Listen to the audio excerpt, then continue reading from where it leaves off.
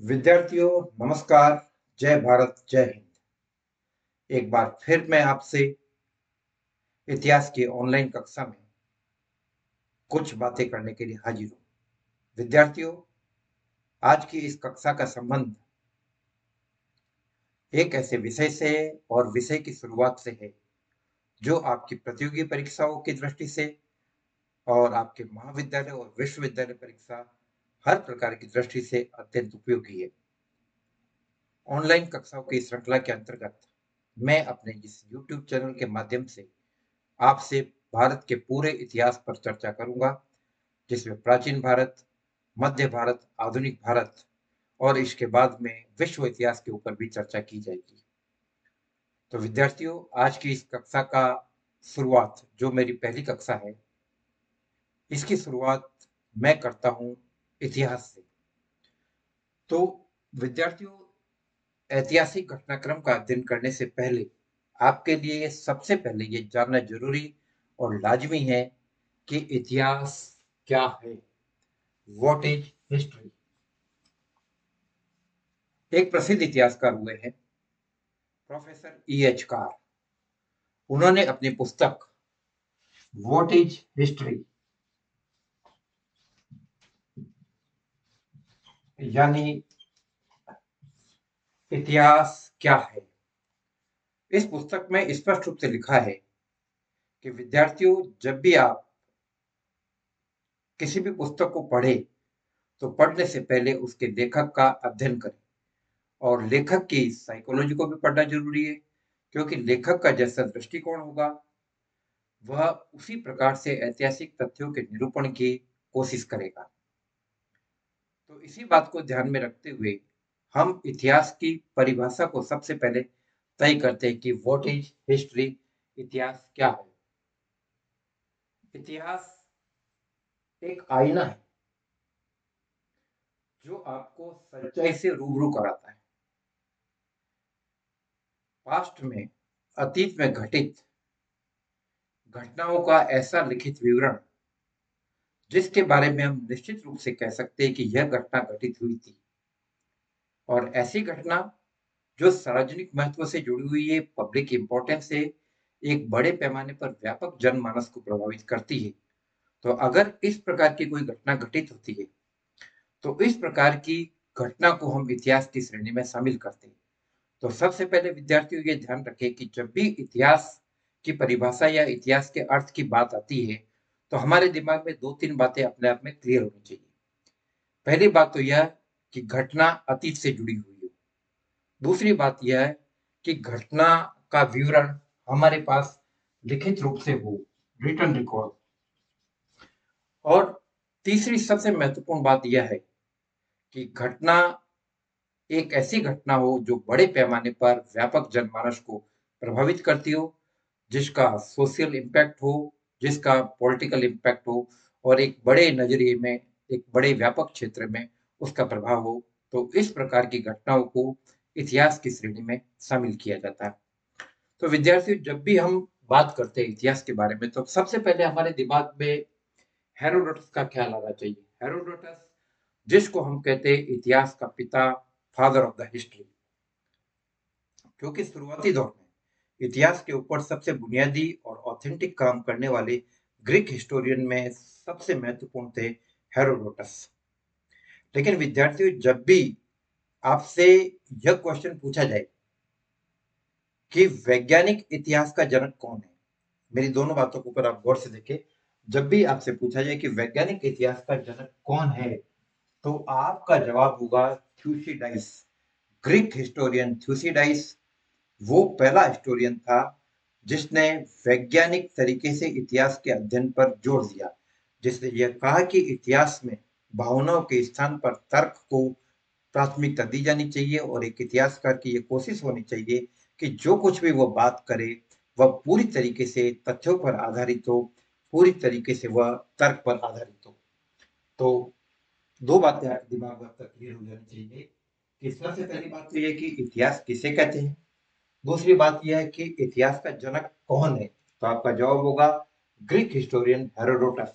लेकिन जब भी आपसे father of the scientific history वैज्ञानिक इतिहास के जनक की बात की जाए तो आपका जवाब होगा थ्यूसिडाइस। दोनों इतिहासकार ग्रीक हिस्टोरियन थे, यूनानी इतिहासकार थे। ऐसा नहीं कि उस दौर में हिंदुस्तान में इतिहास लेखन की परंपरा नहीं थी, बल्कि थी।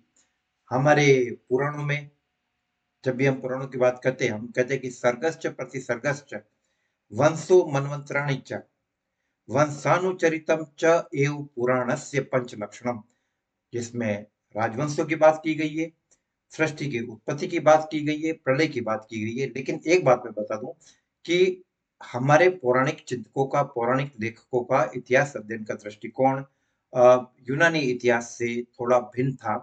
हालांकि वो भी इतिहास था और ये भी इतिहास है। तो सबसे पहले हम शुरू करें इतिहास के बारे में जानकारी के लिए, तो स्पष्ट रूप से जब हम बात करते हैं तो हम ये कह सकते हैं कि भारत के इतिहास को मोटे तौर पर हम 3 खंडों में बांटते हैं: प्राचीन भारत, मध्य भारत और आधुनिक भारत। और प्राचीन भारत की शुरुआत कब से हुई? तो प्राचीन भारतीय इतिहास के कालखंड को और क्रम को समझने के लिए हमें इतिहास के 3 दौर को देखना पड़ेगा। प्राग इतिहास यानी proto historic period, pre historic period, इतिहास से पहले का; आद्य इतिहास यानी प्रोटो हिस्टोरिक पीरियड; और इतिहास यानी ऐतिहासिक युग। हमारे इतिहास के तीनों कालखंड, प्राचीन भारत हो, मध्य भारत हो, आधुनिक भारत हो, वह इतिहास में या ऐतिहासिक युग की श्रेणी में आते हैं। तो सबसे पहले हम इन तीनों के बारे में जानकारी लेते हैं बुनियादी तौर के ऊपर, ये क्या चीज है और इनसे जुड़े हुए किस किस प्रकार के प्रश्न आपकी प्रतियोगी परीक्षाओं में पूछे जा सकते हैं। तो चूंकि ये काफी गहन विषय है तो मैं इसको कई खंडों में लेने की कोशिश करूंगा। तो सबसे पहले हम इन तीनों के बारे में समझ लेते हैं कि what is pre historic period, यानी प्रागइतिहास क्या है। प्राग इतिहास विद्यार्थियों, इतिहास का एक ऐसा कालखंड जिसके बारे में professor R S Sharma, professor Sharma ने और एनसीईआरटी की बुक्स में मोटे तौर पर जो इसका टाइमिंग निर्धारित किया गया है, वह करीबन करीबन 20 लाख बीसी से लेकर 12,000 बीसी तक का कालखंड इस प्री हिस्टोरिक पीरियड के लिए, प्रागैतिहासिक दौर के लिए निर्धारित किया गया। विद्यार्थियों, प्रागैतिहासिक की खासियत क्या है? पहली बात तो यह है कि इतिहास का एक ऐसा कालखंड जिसके बारे में हम ये कह सकते हैं कि मनुष्य पूरी तरीके से सभ्य नहीं था। पूरी तरीके से मतलब सभ्य छोड़ो, बर्बर और जंगली अवस्था में रहता था। शिकारी की अवस्था में रहता था, गुफाओं में उसका आवास स्थल था। और दूसरी सबसे बड़ी बात ये थी कि किसी भी कालखंड को प्री हिस्टोरिक या प्रागैतिहास की श्रेणी में रखने के लिए सबसे ज्यादा जरूरी चीज थी, वह थी लेखन कला का ज्ञान, लिपि का ज्ञान। तो इतिहास का एक ऐसा कालखंड जिसके बारे में हम ये कह सकते हैं कि उस दौर के मनुष्य को लेखन कला का ज्ञान नहीं था और वो लिपि से भी परिचित नहीं था। तो इस प्रकार के कालखंड को हम कहते हैं प्री हिस्टोरिक पीरियड यानी प्राग इतिहास। इसके बाद आता है दूसरा कालखंड जिसको हम कहते हैं आद्य इतिहास, प्रोटो हिस्ट्री। विद्यार्थियों, प्रोटो हिस्ट्री का संबंध एक ऐसे ऐतिहासिक कालखंड से है जिस दौर के मनुष्य के बारे में हम ये कह सकते हैं कि मनुष्य कंपैरेटिवली कुछ सभ्य हो चला था। और दूसरी सबसे इंपॉर्टेंट बात ये थी कि उस दौर के मनुष्य को लेखन कला का ज्ञान था। प्री हिस्टोरिक पीरियड में लेखन कला का ज्ञान नहीं था, लिपि से परिचित नहीं था। लेकिन प्रोटो हिस्टोरिक पीरियड में उसको लिपि का ज्ञान था, लेखन कला का ज्ञान था, लेकिन उसको पढ़ा नहीं जा सका।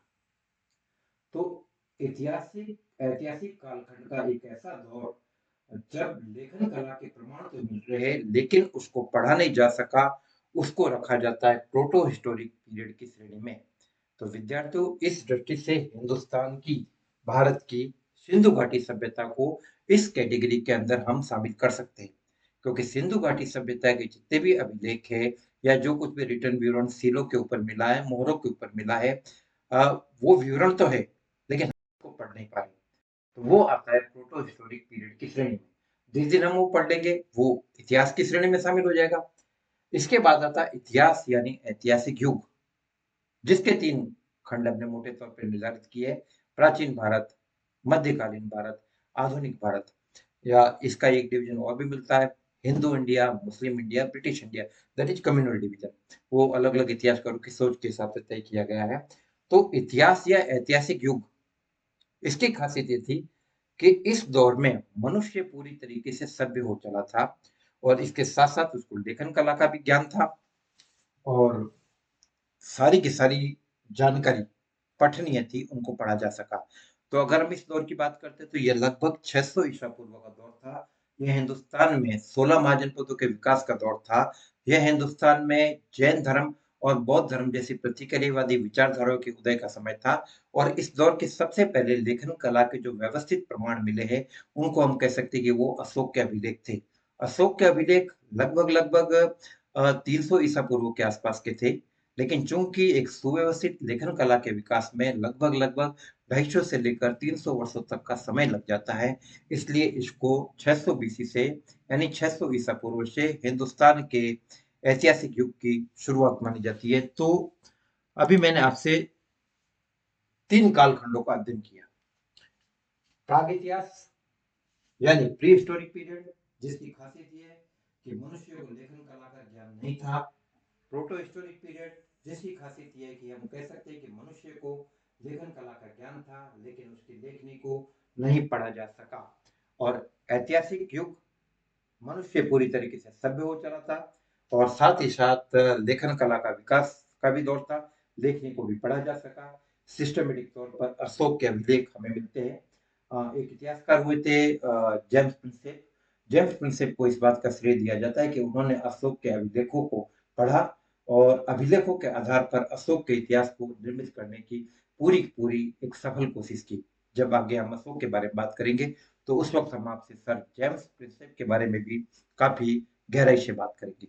तो अभी मैंने स्पष्ट कर दिया प्री हिस्ट्री, प्रोटो हिस्ट्री और हिस्टोरिक पीरियड। अब हम सबसे पहले प्री हिस्टोरिक पीरियड को उठाते हैं कि what is pre historic period. तो प्री हिस्टोरिक पीरियड को मैं अपने इससे आगे की कक्षा में कवर करने की कोशिश करूंगा, लेकिन इससे पहले मैं आपको प्री हिस्टोरिक पीरियड के बारे में कुछ बता दूं। यह एक ऐसा दौर था जो लगभग 20 लाख से 25 लाख से 20 लाख बीसी से शुरू होकर लगभग 12,000 बीसी तक का टाइमिंग, जो एनसीईआरटी की पुस्तकों के आधार पे और प्रोफेसर शर्मा के विवरण के आधार पर तय किया गया है। तो ये वो चीज थी। तो इस कालखंड को यानी प्री हिस्टोरिक पीरियड को हम कुछ चीजों में बांटते हैं। एक तो यह दौर था पाषाण का, यानी स्टोन का प्रयोग का, और दूसरा दौर था कॉपर स्टोन का। कुछ पैमाने पर हमें बाद में कॉपर के प्रयोग की इसमें बात देखने को मिलती है। और साथ ही साथ एक और अन्य धातु जिसको हम कहते हैं कांसा, यानी ब्रॉन्ज। कांसा यानी ब्रॉन्ज, तांबा और टीन मिलाकर बनने वाला धातु। जैसे हिंदुस्तान में जब हम बात करते हैं, तो हम ये कह सकते हैं कि हिंदुस्तान की भारत की जो सिंधु घाटी सभ्यता थी, वो थर्ड ब्रॉन्ज एज की सभ्यता थी, तृतीय कांस्य युग की सभ्यता थी। तो हम उसके बारे में आगे बात से करेंगे। तो एक तो था स्टोन एज और दूसरा था copper stone age. Stone age की जब हम बात करते हैं, तो हमें 3 प्रकार के स्टोन एज मिल रहे हैं: पूरा पाषाण युग, मध्य पाषाण युग मेसोलिथिक, और नव पाषाण युग कैलोलिथिक। तो अब प्रश्न ये आता है कि ये सब पूरा पाषाण, मध्य पाषाण और नव पाषाण के बीच में अंतर का आधार क्या है। सबसे बड़ी बात ये कि एक मोटे तौर पे जो बात करूं मैं, कि इस दौर में मनुष्य शिकारी और हंटिंग एज के अंदर था, और शिकार करने के लिए विविध प्रकार के पाषाण उपकरण काम में लिए जाते थे। तो उन पाषाण उपकरणों की क्वालिटी, उनको बनाने के तरीके और उनके टिकाऊपन के आधार पर इन कालखंडों का निर्धारण किया गया। जैसे मोटे तौर पर हम बात करें कि पूरा पाषाण युग, तो नो डाउट पत्थर के उपकरण थे, बेसिकली कोर उपकरण थे, जिसके बारे में भी आपसे बात करूंगा। फिर आगे हम पूरा पाषाण के, मध्य पाषाण के बारे में बात करते हैं, तो हमें फलक उपकरणों की बात मिलती है, फ्लैग जिसको हम कहते हैं, शल्क जिसको कहते हैं। फिर अगर हम नव पाषाण युग में जाते हैं, तो फिर हमें बात मिलती है ब्लेड की, यानी तीखी धारदार इस टाइप के जो पत्थर के उपकरण थे। तो क्वालिटी का अंतर था। और जब हम पूरा पाषाण से मध्य पाषाण में जाते हैं, तो ऐसा नहीं है कि सब की पूरा पाषाण में जो वेपन थे या पत्थर के उपकरण थे वो अब नहीं मिल रहे, लेकिन उनकी तादाद कम हो गई। और यही बात नव पाषाण में कह सकते हैं कि नव पाषाण में सब पूरा पाषाण और मध्य पाषाण दोनों के मिल रहे हैं। तो लेकिन उनकी तादाद कम हो रही है। तो बेसिकली अभी मैंने आपसे जिक्र किया कोर और फ्लैग के बारे में, फलक के बारे में। एक्चुअली क्या है कि जब हम एक बड़ा सा उस दौर का मनुष्य जब एक बड़े से पत्थर को या बड़ी सी चट्टान को लिया जाता है और मकसद ये है कि उस में से कुछ छोटे छोटे टुकड़े करके बड़े पत्थर में से बचे हुए बड़े हिस्से से जो पाषाण उपकरण बनाया जाता है उस उपकरण को कहा जाता है कोर। और जब एक बड़े टुकड़े में से छोटे छोटे हिस्से निकालकर जो उपकरण तैयार किए जाते हैं उनको कहा जाता है फ्लैक या शल्क। तो अगली कक्षा में मैं जब आपसे बात करूंगा तो स्टोन एज, भारत में स्टोन एज के प्रमाण कहाँ कहाँ से मिले, पूरा पाषाण युग के प्रमाण कहाँ कहाँ से मिले, मध्य पाषाण के कहाँ से मिले और इनकी खासियत क्या है, इन सब बातों पर अगली कक्षा में चर्चा की जाएगी। और साथ ही साथ इस वीडियो को मैं अपने यूट्यूब चैनल पे पोस्ट करूंगा। कोई भी क्वेरी हो आप मेरे से जानकारी ले सकते हैं। और मेरा मकसद यह है कि हिंदुस्तान के हर हिस्से में बैठा हुआ विद्यार्थी, चाहे वो बिहार में हो, बंगाल में हो, उड़ीसा में हो, आसाम में हो, घर बैठे टेक्नोलॉजी के माध्यम से ज्ञान प्राप्त करे। मेरे से चैट बॉक्स में आसानी से इंक्वायरी कर सकता है। तो आगे की कक्षा की रिकॉर्डिंग में डालूंगा पूरा पाषाण युग की खासियतें, भारत में पूरा पाषाण युग के प्रमाण कहाँ कहाँ से मिले, चावल की खेती के एविडेंस, ओल्डेस्ट अनाज की खेती के एविडेंस, उन तमाम बातों के बारे में चर्चा की जाएगी। और स्पेशली भीमबेटका की गुफाओं के बारे में निश्चित रूप से बताया जाएगा। मध्य प्रदेश में स्थित भीमबेटका, जहाँ पूरा पाषाण युग के मनुष्य के द्वारा चित्रकारी करने के प्रमाण मिलते हैं। निश्चित तौर पे लेखन कला का ज्ञान नहीं था, लेकिन क्या है कि चूंकि मैंने बताया कि वो हंटिंग एज का मनुष्य था, शिकारी प्रवृत्ति का मनुष्य था, तो इस प्रकार के जानवरों का चित्रण ही उसने जैसा आता था